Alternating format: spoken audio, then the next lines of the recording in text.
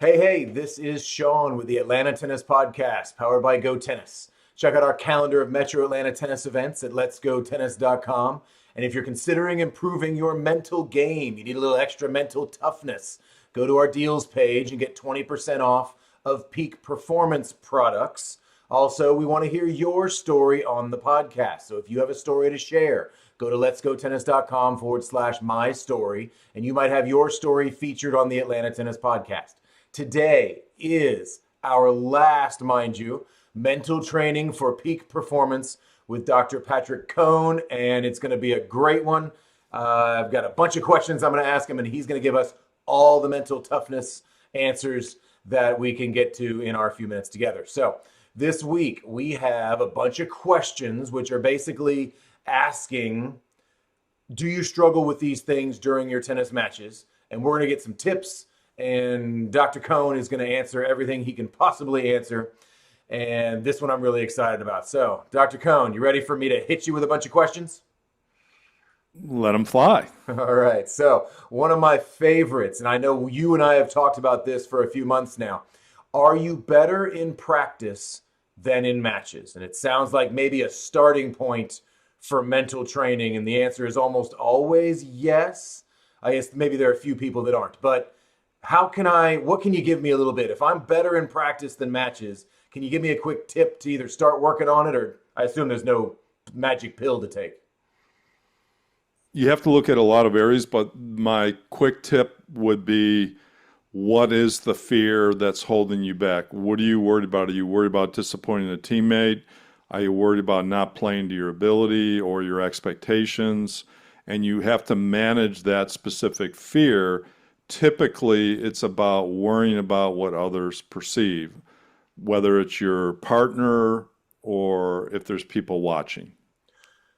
I love it. My wife and I were just talking about this. We were talking about the diagnosis of a symptom, because as a tennis coach, I can diagnose your tennis, but you're a mental coach, so you can diagnose what's going on. You can see a symptom and be able to tell me where that underlying issue really is. And not everybody has that skill set. It takes me to the second question, which is, do you worry as a player? Do you, player, audience, I'm talking to you, do you worry about what other people think when you play? Now, is that a symptom, doc, or is that actually something underlying that can be part of the problem? That's an underlying source of fear of failure. If you're worrying about disappointing others or disappointing a partner, that's definitely a source of fear of failure. In this case, when you step on the court, it can't be about making others happy or not disappointing others. It has to be about your tactics and your execution one point at a time. And when your mind wanders to what others might think, we call it mind reading, Shaun. If if you're thinking about what others are thinking, then it's probably most likely just assumptions on your part, and you need to refocus back on your game. That's probably a lot of juniors. I mean, a lot of kids are going to worry about what their coach thinks, what their parents are thinking as they watch.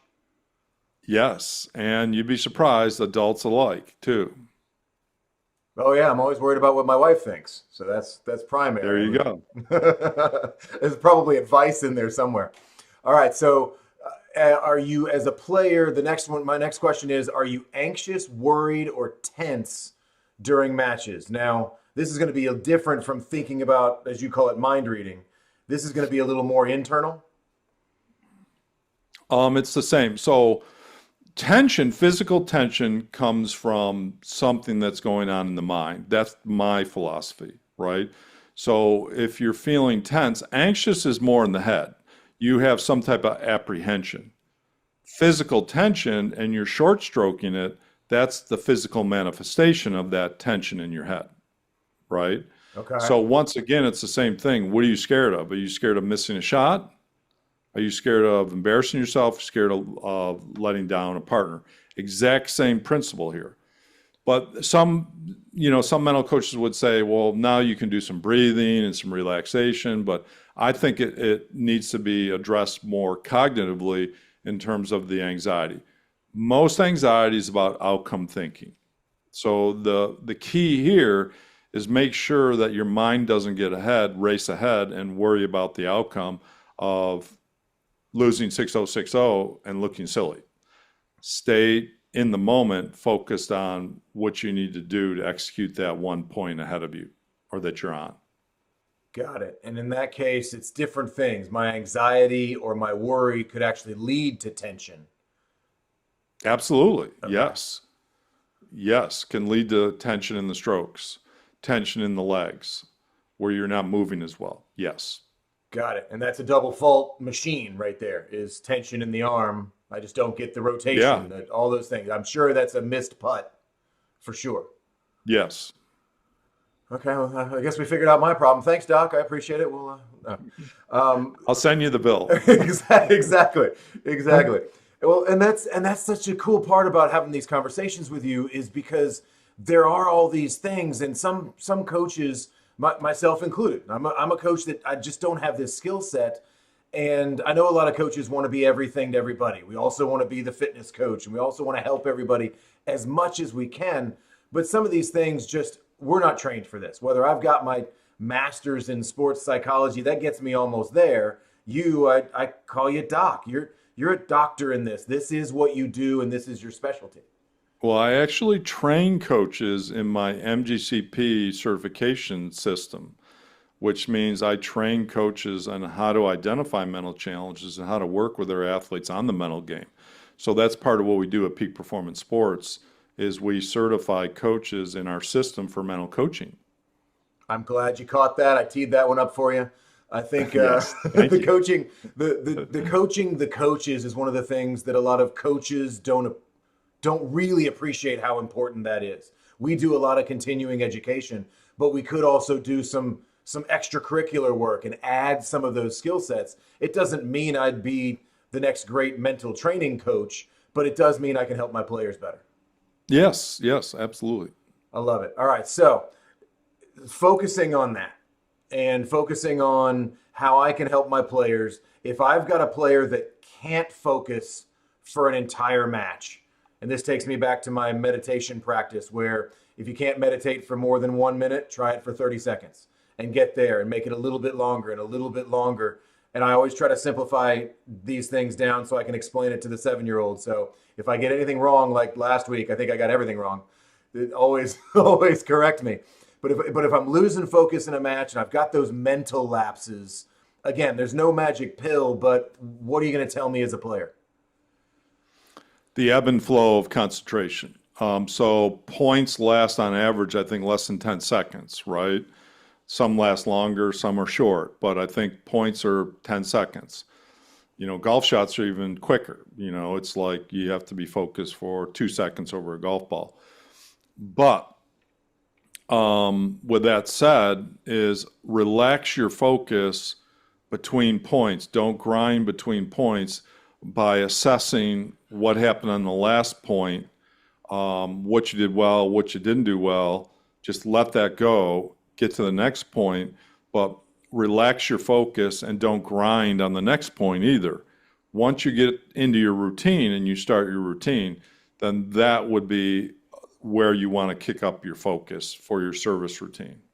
So can I train myself to be in the moment a little bit? We like that phrase in sports, is being in the moment and being there specifically. I say to the kids a lot when they're trying to figure out where their parents are, I don't see my father anymore. And all of a sudden they're outside the courts again. And I say, hey, let's stay inside the fences. This is all that matters right now. Your homework doesn't matter. Whatever you're doing tomorrow doesn't matter. What you did yesterday doesn't matter. Let's focus on now. And that takes me to the next question is, can I get distracted by those off-court things? I was always an entertainer. Go figure, right? I was on stage. I was the singer. I liked the spotlight. So as I play a tennis match, I'm also kind of looking off going, hey, did anybody see that? You guys see that? I want to hit the tweener and look up and see, right? I enjoy that. That's just part of my personality. So is that the same question again? Then am I being distracted by those off-court things? Well, yes. I mean, typically juniors looking over every point at their parents is not helpful. Being an entertainer isn't, and wanting to entertain others isn't bad in and of itself. But if more of your focus is on entertainment than is on playing points, then that becomes a problem. Okay, so Think it's of volume in Monfils, that right? I case. think of Monfils. He's an entertainer, right? Yep, He's just yep. out there to entertain. Basically, that's his stick. And he thrives on that when he's doing it. So I don't want to take that away, but at the same time, you got to stay focused during the point on executing your targets and your tactics rather than wondering who you're impressing. Yeah, okay. Because I struggled with that a lot. I wouldn't say struggled with it. I loved every second of it, whether I was winning or losing, because that was the fun part. That was how I enjoyed it. And I like that you say that it isn't inherently a negative thing. It is still how Monfils is going to enjoy being out there. Otherwise, he's not going to be Yep. out there. Yep. Okay. Yeah. And so I got a couple more. We'll see if we can knock them out. So as a player, do you have doubts? And now I'm talking to the player again. Do you have doubts or negative thoughts? And is that maybe a lack of confidence before, during, or after a match? So are those three different questions, or is that essentially the same thing? We'll group it as the same thing because if you're doubting, then you don't have confidence. So self-doubt is the opposite of confidence. And when you're questioning your skills, that's a doubt in disguise. Can I hit my serve today? That's a doubt in disguise, right? Can I perform well against this opponent? Anytime you're questioning yourself, you're doubting, right? So it goes back to the idea of, and everybody has doubts. Even the pros have doubts. Like, so it's I don't want to use the word common, but I want to normalize it for people and say it happens to the best of everyone. The key is to be able to recognize those doubts in the moment and try to do something to change it around. We call it rebutting or reframing doubts. Very common skill that we work on with tennis players is what are you saying to yourself or feeling in that moment? And then what would be a good rebuttal that you can come in with? Can I hit my serve today? Then the rebuttal is, yes, you have a good serve. You've been hitting it well in your practice. You hit good serves in your last match. Keep going. Trust it. Or at least I know it's in there somewhere, even if it hasn't shown up today. Nah, yeah. Well, um, at the start of the match, you want to be a little bit more positive than that. But yeah, if it's not showing up that day, then it comes down to, excuse me, comes down to playing functional tennis, just getting the ball in, Mm, getting your first serve in using a second serve and try to get some rhythm going. got it. And in that case, that's the doubt, and I struggle trusting my strokes. So now I've got that always fun question, which is, all right, so now let's say I'm coming off an injury. And now I'm not just trying to struggle, not trying to struggle. Now I'm not just struggling trusting my backhand. I'm trusting I'm a righty, my left ankle as I plant to step in and hit the ball. I assume other sports, I mean, soccer, the same thing. I got to plant my left foot before I swing. In golf, wherever that is, right? Coming off an injury, the intellectual struggle often lasts more than the physical pain and recovery. Yes. So I call it mental scars. The mental scars linger longer than the actual physical scars. First of all, you want to make sure you get the approval from your doctor that you're good to go and that it is strong. And you want to work on the strength of that body part, obviously, off the court.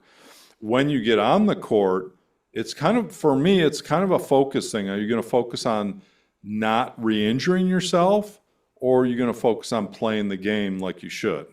So I tell players it's natural to have some doubts and some worries about re-injury, but that's not going to help you when you go out there and execute your match. So it's, once again, it goes back to playing one point at a time, focusing on the tactics, working well with your partner on what you're doing out there, rather than having this overhang of, I could injure myself again.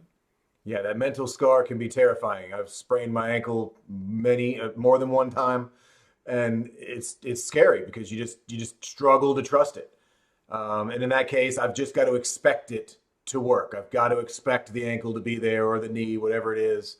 And I've got to be able to focus on, with that expectation set, I've got to be able to focus on the match. I've got to be able to stick with my tactics, trust everything else, to trust in that injury that it's recovered. And that's mentally tough to do. Yeah, because if you're protecting it or babying it, then you're probably not going to do well. Yeah, and that takes a while to get past that, because you're obviously going to baby it in the beginning, and then that trust has to build. I get that. And all right, so 3 more. Can I be frustrated because of my high expectations? This takes us back to our case study last week of Alex. High expectations. I expect to play well, aside from expecting my ankle to be healed already. I expect to play well. I expect to win, which I can only imagine that's the top players. You expect to win for so long, then you get on tour and all of a sudden you're getting smoked by a guy who's top 100, and you go, oh, I'm not as good as I thought I was. But can I be frustrated by my high expectations? Is that a question? That's the thing. So don't confuse confidence with expectation. Okay. Confidence is I know I can win. Expectation is I have to, I must, I need to. So expectation is more the dire need, and the should, what we call the shoulds and shouldn'ts. And so we want to make sure that we have high confidence, void of that expectation I have to and I must win, or I have to win big against this opponent because I did last time, right? So, so it's all about having confidence and not having expectation, because expectation is the root of frustration. I shouldn't double fault is an expectation, or I shouldn't double fault more than once in a game could be an expectation. Players are naturally going to get frustrated when they don't reach their expectations. So yes, that is a big challenge that we find working with players of all caliber. All right, people, write that down. Expectation is the root of frustration. The root, was that right? Expectation is the root of frustration? Yes. That's a fantastic phrase. I love it. Like, everybody write that down. Makes me think of the one I saw in a movie recently where it was comparison is the thief of joy, or something like that, where comparing yourself to others takes away your happiness. Yes. So I better go copyright that phrase, huh? I was going to say, write that one down. That's a good one. All right. So I'm going to skip my 9th question because it's about self-confidence and self-doubt, which we pretty much already covered. And my last one, which again takes me back to maybe Alex and Matt from last week, which is anger and frustration. I think we see that most of the time. Most of our symptoms will present themselves in those ways where I'm either going to take it out on my racket or my partner or whatever else in the universe is nearby. That will prevent me from playing my best. Unless I'm a John McEnroe or a Jimmy Connors, that I can actually grab that and harness it. Is that the key? Do I need to grab that frustration and figure out how to point it in the right direction, or is that even possible for most people? Well, if we have an hour, we could really talk about more this. time. So once again, it's back to frustration is caused by having expectations you're not meeting, goals or expectations you're simply not meeting out there. So my approach is no, we don't direct the frustration. We try to manage the frustration, which means if someone's frustrated, they have a split focus. Part of their focus is on that last point, that last game that they lost, the last double faults that they made. And then they're trying to focus on the next game. So that split focus is never good. We call it dwelling. You're dwelling on something from the past. And in addition to dwelling, then the physiological state increases. So players that are frustrated, they tend to start speeding up. And when they're speeding up, they leave stuff out. In other words, their mental game kind of goes out the window when they're speeding things up, like their service routine, or they're trying hard to get it back. No such thing. You can't get back that drop game, that drop service game. The only thing you can do is go on. So my approach is really managing, being able to unlock you from the past and get you moving to the next point, next game is the only solution. And there's different ways to do that, depending on who you talk to. But for me, it's managing the reaction to those triggers that are upsetting. And not just muting it, but actually being in control of it, not just pretending it's not there. Correct. Yes. All right, Doc. I think we've got a few things that you're going to need to trademark coming up. So get back to work. That's going to get expensive. Call your attorney. We've got some good stuff here. So we'll write everything down. I'll put everything in the show notes. As always, Dr. Cohn, I appreciate it. You said you want to focus on your upcoming podcast. You've already got the podcast. What podcast is I called? have the tennis psychology podcast, and I also have the sports psychology podcast that we do. It only comes out, every 3 weeks or so, but we're working on our next series. And my next series is going to be on service routines and return of service routines and between point routines. If anybody's interested, just search the Tennis Psychology Podcast. And we will grab all those links and stick it in there and make sure everybody can find you. Doc, Great. I appreciate it. This has been fantastic. Let's do it again sometime. Thank you, sir. Absolutely. Thanks, Shaun.